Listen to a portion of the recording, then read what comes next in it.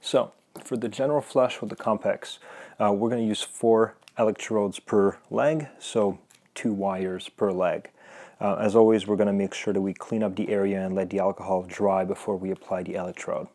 There are a few options with some of these placements that we can adjust depending on what we want to target. So our first electrode is going to come on the foot, right underneath the bone right over here. So from the ankle moving down and forward, there's this little bone. We're going to go on the muscle right underneath it.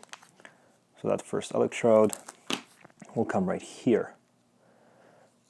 If it is well positioned, as it pulses, we're going to see the big toe move left to right. So this is number 1.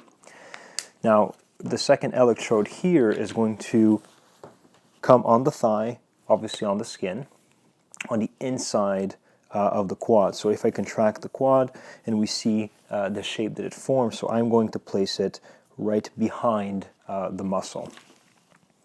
So it's going to be right around this area here. We're going to see the quad contract because of this placement and also the inner thigh. These two are going to be connected together. Now for our last electrodes, that's where we have a little bit more space to play around with. We're going to place one electrode either on the bone of the outside of the ankle, so right over here. So right on the bone.